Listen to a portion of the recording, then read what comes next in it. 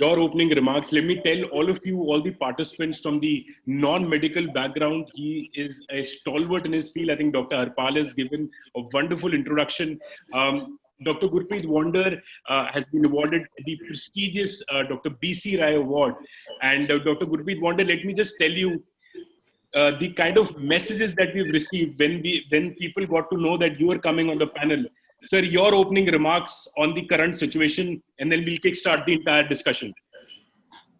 I would say we are going through a very unprecedented, once in a century kind of a pandemic. And as we sit today, already 47 lakh people have been afflicted with this disease, and 1 lakh people have died. So you can imagine the extent of this pandemic that has happened and has actually taken people unaware. Coronavirus is not unknown to people in the medical field.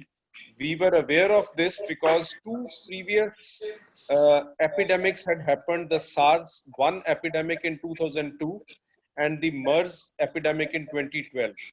But the amount of mortality they caused in the world was less than 10,000 in each of these epidemics. And today we are seeing this pandemic which has spread to all over the world. I would say India has done very well because as of today, we only have 90,000 cases and around 3,000 fatalities till now.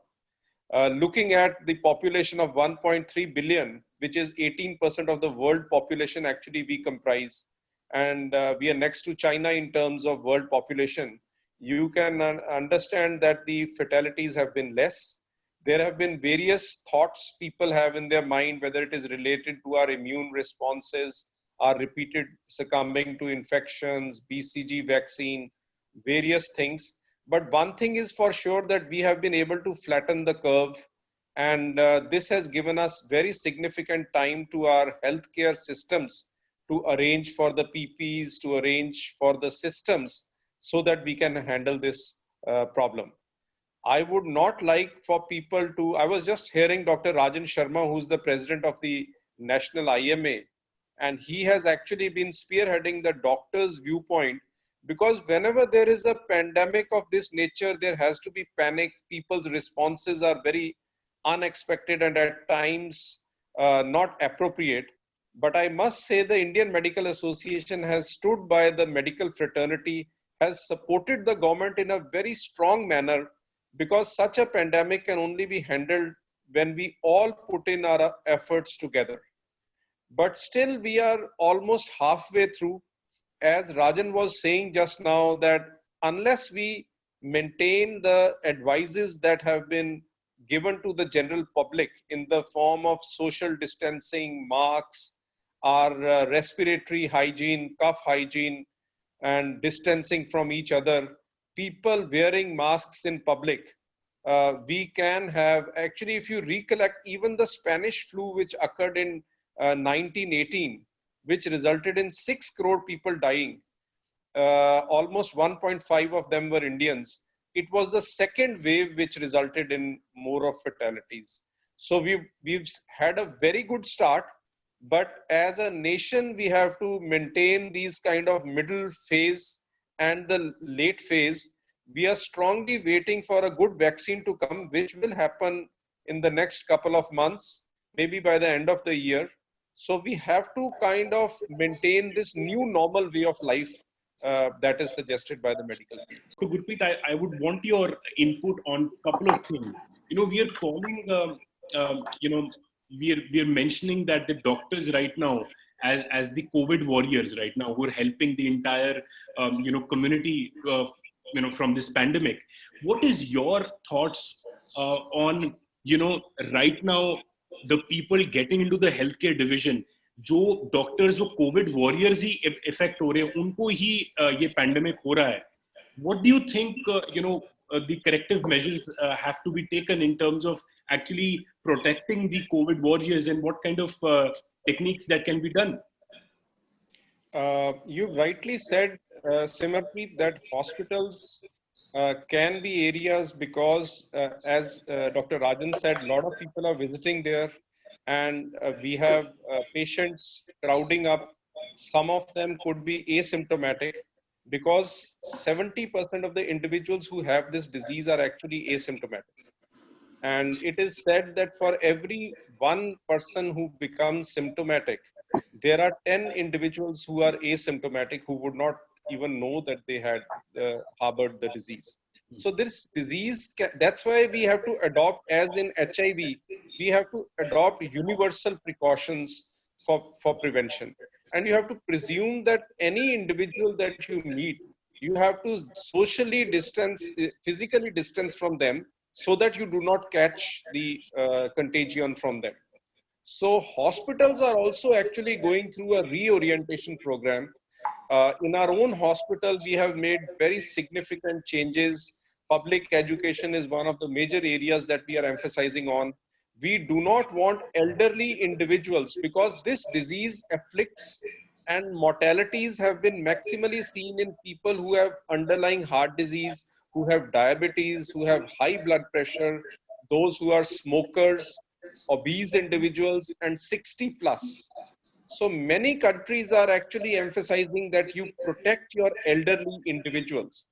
And for that reason, we are not allowing any elderly individuals to come as attendants of patients. Elderly people should actually take care of their health, those who are 65 plus. I was reading a report from actually New England, from London, from the NHS. Out of 18,000 patients that were admitted, you know, one of the epicenters of this pandemic now is actually US and England, because Italy, Spain, and France, number of cases are now receding in the last week or so. And the peaking phenomenon is occurring now in UK, especially in metro cities. Actually, it affects you. You must have seen in India, in Mumbai, it is maximal. In US, New York was the epicenter. So people in more crowded areas, those areas, they are getting more afflicted by this disease. So in the hospital, we do not allow individuals who are elderly to come as attendants. They should visit us only when they actually need our help. Over a period of time now, some surgeries which are essential are going to be started in hospitals. Only one attendant should come with patients. And a lot of us are now actually part of our Indian patients are not tuned to the tele consultations which is happening in the West. And actually in US also, not more than 8% of consultations were being done on telemedicine a couple of months back. But now virtually 50% of consultations are on telemedicine. And this is something which our Indian public and Indian doctors will have to learn and imbibe, so that patients get part of their consultations, which is essential, on a person to person basis. But some consultations can be obviated, and those can be done on telemedicine itself.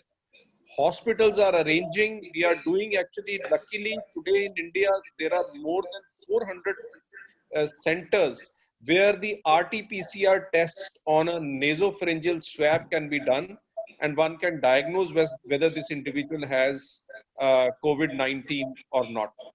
But more and more centers are hopefully going to come up. So in that sense, the hospital resources have increased in the last 2 months of this lockdown. People should actually feel relaxed. India is today actually equipped well enough to look after these COVID patients. And if someone has this disease, the panic surrounding this disease and the stigma surrounding this disease, as medical fraternity, we are trying our best. Somehow in our country, there is a stigma which has got attached with this disease. It is just an actually like a flu. It's a little bit more severe kind of a flu. And the symptoms are also similar to the flu that everybody has had during winter months. So we want people not to panic, take due precautions, not to be afraid of this, but at the same time maintain masks in public, social distancing, not to touch surfaces, and washing hands frequently. All these precautions in workplaces, will have to be incorporated, just as we have done in our hospitals now. Dr. Wander, wonderful question by Dr. Devraj Ghosal, which is coming right now. He says that USA is saying that they will give visas to doctors on priority. Will we see many Indian doctors and nurses leaving India for USA when India needs them? What do you have to say in this? You see, as I said, India forms 18% of the world population.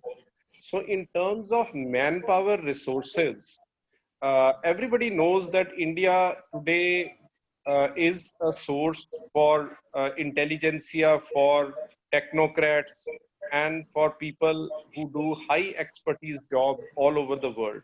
So in that sense, Indians have created a niche for themselves world over, and Indians are recognized, in software industry. India has a name for itself in the world. In my field in cardiology, 25% of the coronary interventions in US are done by doctors from Indian origin.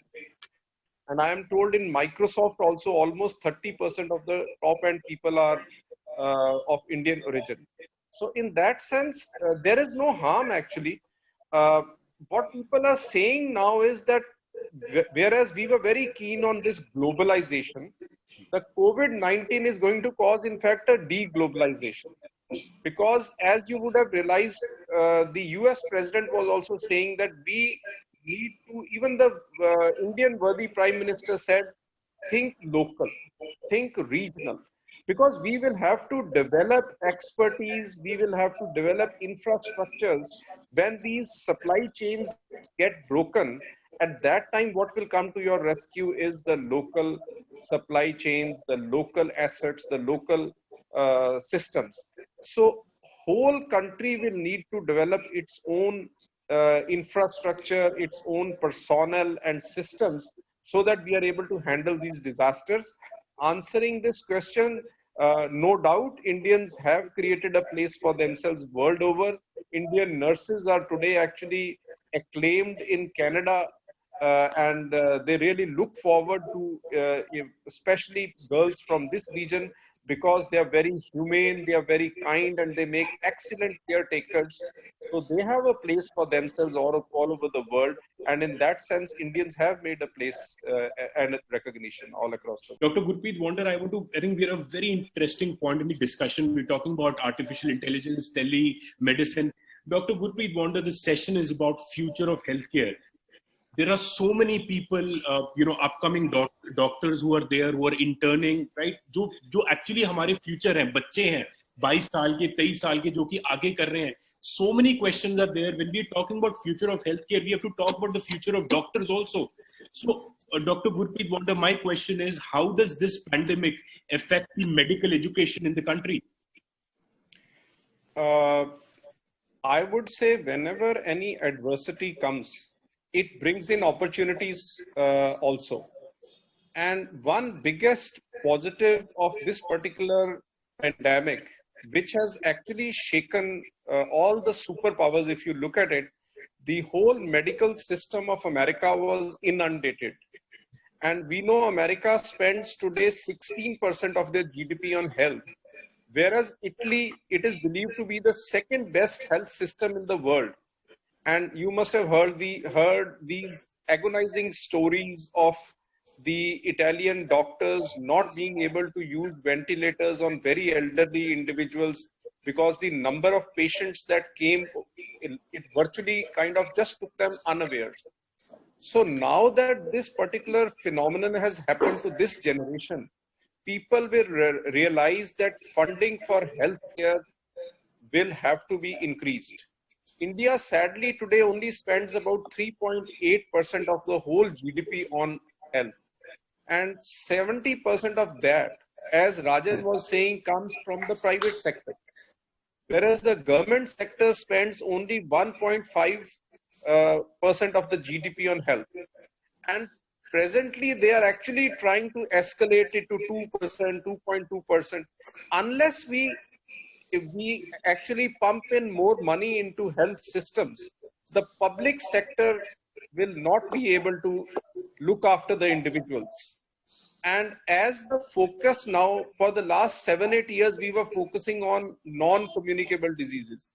Because as you know, the average longevity of life in India today is 67 years for a male and 70 years for a female.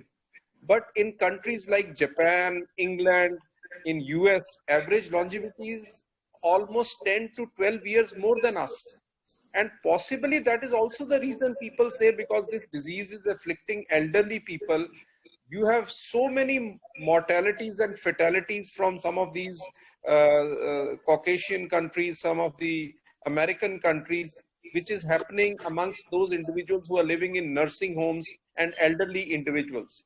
So coming to your fear actually, or your issue that you have raised, I think medicine is going to, we are going to restructure our lives.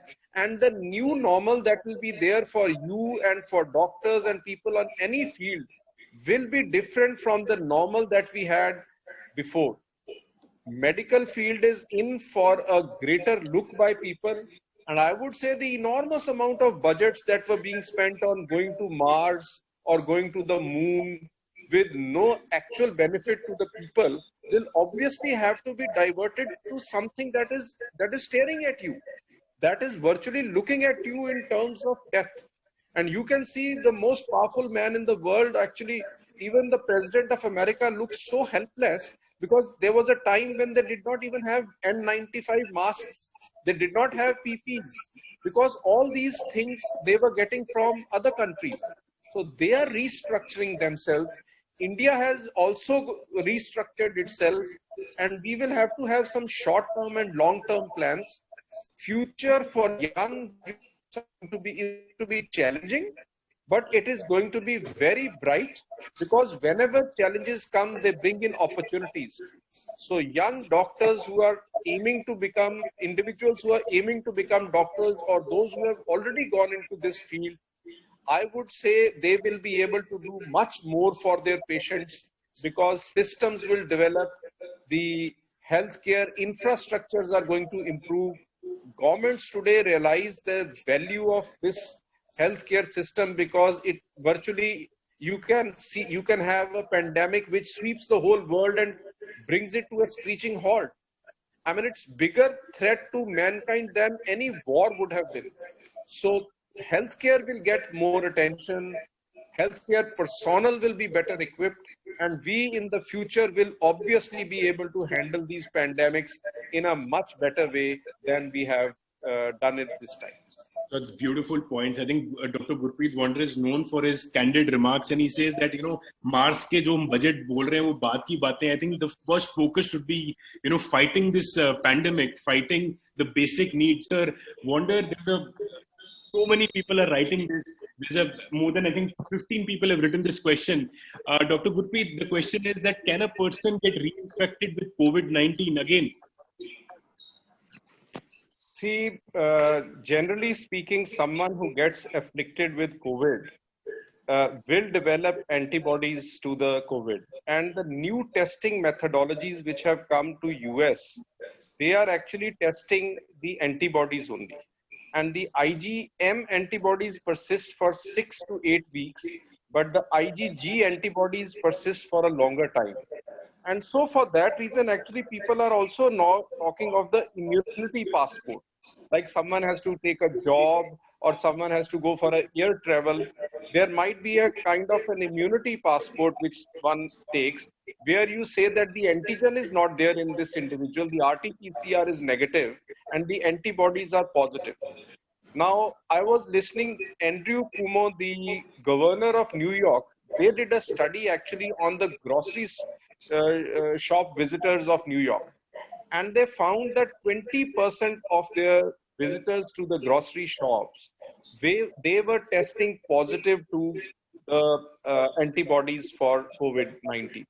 So almost a large percentage of population in areas where this, why people are asking this question is because now it's in the media that by the time 50 to 65% of the population gets affected with this, there will be a significant herd immunity, and the R0 of this particular coronavirus SARS-2, which is 2.2 at this time, The moment it falls below 1, the curves will come down and then the spread of this infection will no longer happen. We are aware that the immunity to this, once someone gets afflicted, is going to be there at least for a year. Whether this immunity is for a longer period of time or not, we will not be able to say. But hopefully, as Dr. Rajan was saying, and you are also very keen on asking, a vaccine is on the anvil. India is participating very significantly. We are actually partnering with the Oxford University. The Serum Institute of India is working actively. So there are many Indian institutes, because the largest producer of vaccines in the world is India. Whosoever develops this vaccine will have to partner with, because the world population is 7.5 billion. So if you have to produce huge number of vaccines, you have to partner with someone who can produce these in larger numbers. So yes, someone gets afflicted. That's why, and we all know that youngsters, people of your age, in them the fatalities in young individuals have been much less than in elderly, say more than 65 years or so. So it is said that the youngsters move out, the older people up. This is actually Israel's policy. What Israel and Sweden are following is develop herd immunity with the youngsters, keep the elderly protected for a while, and let this herd immunity develop. Dr. Gurpreet, there is a question that is mentioned. 7, 8 questions on that, have come. Dr. Harpal raised, mentioned about the violence against medical profession, and there is a question since you raised. You talked about education and the positive opportunity, but there are parents. A lot of parents are writing into us. They're saying that, sir, please guide us. We are actually worried now to actually send our children into medical profession, whereas violence raising and not enough good infrastructure in the country. What is your take, sir? Such a senior doctor, you're such a globally known. What is your advice to these parents, sir? Well, I would strongly urge upon them that they should not hesitate in sending their patients, for their wards, children, to enter into the medical profession. Every human being wants to live, and someone who will take care of your health will obviously be very precious to you, very important for you. This kind of violence episodes have happened.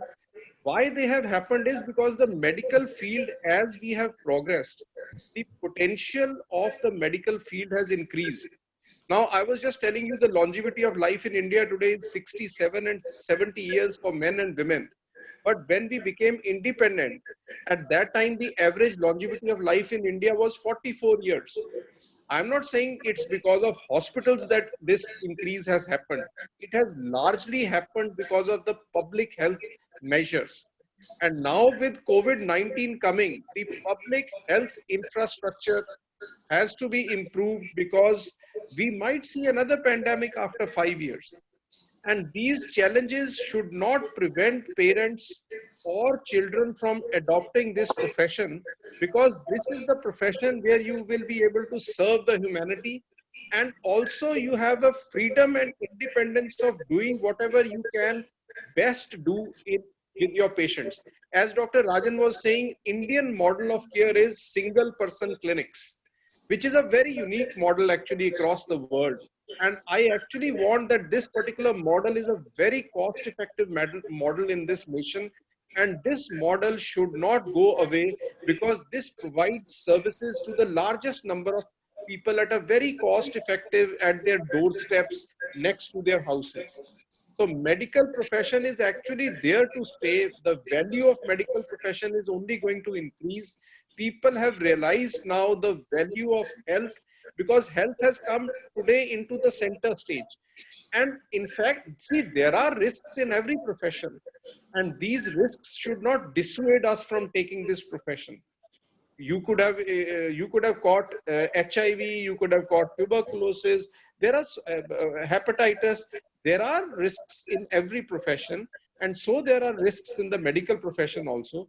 But as a wise individual, as a well-informed individual, you are better informed to take precautions and not let these infections happen by adopting universal precautions.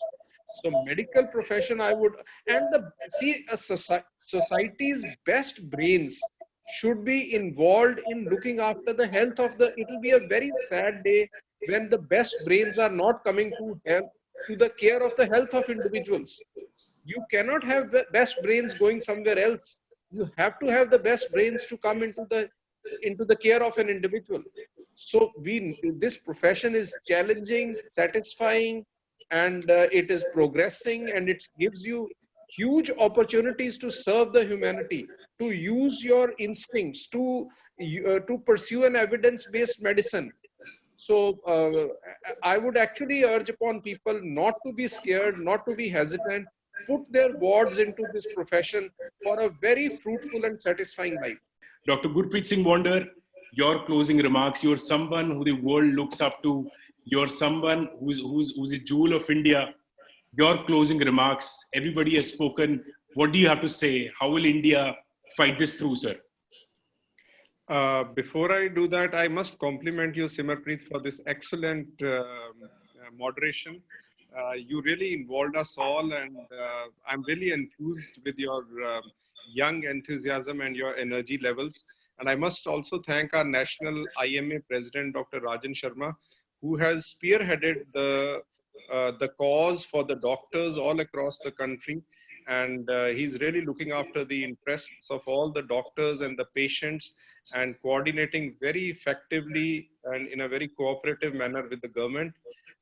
Thanks to Harpal, a very brilliant orthopedician, and it's been a pleasure, Madam Ishita Sen, to participate in this symposium with you.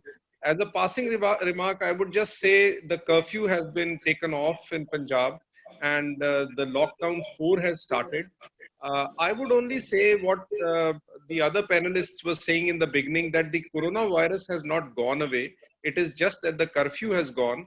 So please, we urge as doctors, urge upon all of you, get back to your works in a gradual manner. Start whatever you are doing so that our economy, because it's kind of a double whammy we have, the health is at risk and the economy is also at a risk. So get back to your works, but please do not forget that all these precautions now become a new normal for our society. And when you go out, do maintain a physical distancing, wear masks in the public, do not shake hands. Our Indian traditional way of namaste and sat sri akal is being adopted world over, and we need to practice that. And of course, cough hygiene, all these things, your workplace hygiene, all these have to be made a way of life. And then certainly we'll be able to handle the COVID-19 in an effective way in our country.